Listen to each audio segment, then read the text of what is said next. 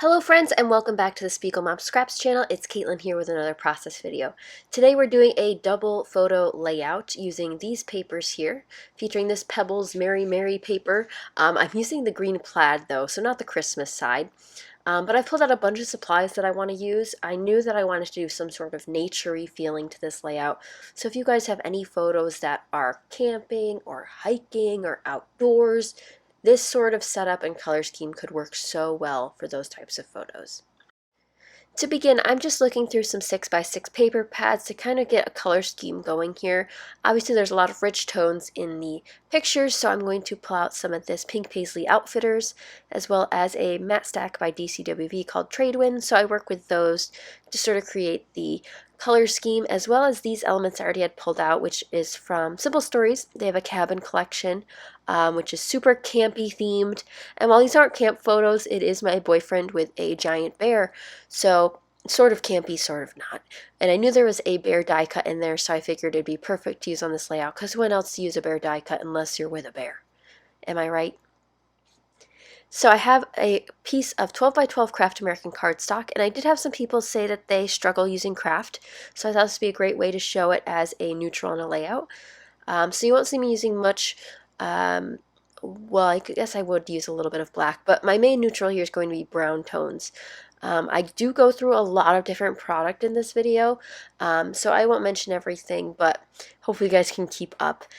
I do have this freckled fawn washi tape. That's a nice floral with reds, oranges, and yellows, so I pull that out. And you see me lay it down there because I do plan on using it, and if it's laid out like that, I'm more likely to remember to use it than if it just sat there. So I do have two pieces of this green gingham, and here's my plan. My title will be in the top section, that smaller section, and then the photos, the clusters will mainly take place in this bottom section and grow off of that.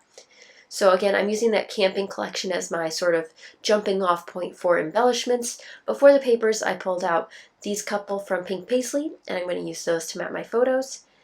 I have a nice brown arrow and then a white with like triangles of different colors, which are very small so they don't pick up well on camera. But just trimming those down and just simple little mat on those. I do have a dark wood grain that I pulled out as well to give it more of an organic shape, so it's not super just in one rectangle. So we're going to add in that other rectangle that juts out a little bit to give it a little bit more of a unique look, just to bring it a little bit more alive, to make it look more layered, to give it some more depth and appeal. As I start pulling out die cuts, I start shifting things around. Now when I do glue these down, I'm quite disappointed in myself because it doesn't look the same ratio it was when I made this plan, but it does work out in the end nonetheless. So I'm mixing the chipboard pieces in with die cut pieces from that Simple Stories collection, which I absolutely adore. I think it's a fun collection. I did intend to use that for camping, but I'm also not mad that I'm using it for other things too, because I think sometimes we get stuck in the rut that Christmas is for Christmas, camping is for camping, that sort of stuff. But you can really think outside the box. Like this green gingham was supposed to be a Christmas paper, but it doesn't have to be a Christmas paper. So I decided to use it for non-Christmas. If you guys would like more videos where I share how to use products that are themed on non-themed layouts, let me know in the comments down below. I will say that the camping one's themey enough. These photos were actually taken at a rest stop in Canada before you cross the border, the duty-free store, and they had a giant bear there, and we did take pictures with it. But I guess I wouldn't call it camping because we didn't go camping. But when I think Canada, I think camping for some reason, like outdoors, wilderness. That's Canada to me.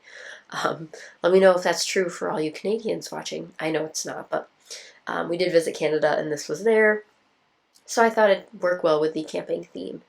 So I've looked through a ton of die cuts. I will say probably too many, but I do use quite a few on this layout, and I will say that die cuts are one of the things I struggle with using sometimes. I have to go for my stickers first, my chipboard first. Die cuts are not the things I go to first usually, but this time I already had it in my head. I wanted to use die cuts from this collection, so it worked out nicely. Here I'm pulling out a Bo Bunny stamp set. There's a camera, the word documented, and then a heart that I end up using. I don't stamp them all at once though. I do jet around a little bit with those. But I'm just using Versamark black ink. Stamps beautifully. These are nice stamps. I will say that they're thinner, not thinner, but they're not as tough acrylic as some of the other ones I've seen before. So they have a little bit of flexibility. So if you want to do curved phrases or change the shape of an image a little bit, you definitely can with these ones, which I really appreciate that flexibility. Bringing back that washi tape for a little bit more of emphasis of these two things belong together. It's not just floating up here. This corresponds with down below, because I want to make sure that anyone who views this page sort of sees the idea that these sort of pieces are working together to tell a story rather than just being separate. Of course, in another sense, you could have also put die cuts across the gap there to sort of really connect them, but I decided not to do that this time. I pulled out a few more things. I have another chipboard piece and a die cut for the top section, so I will create a little cluster up there. But right now I have a cluster to the bottom right of my photos, to the left of my photos, and then I'll have one up by the title. So nothing too crazy. I will say that this definitely was a really, really fun layout to do. I've been having a lot of fun mixing and matching collections and layering like this and pulling in die cuts and all sorts of stuff.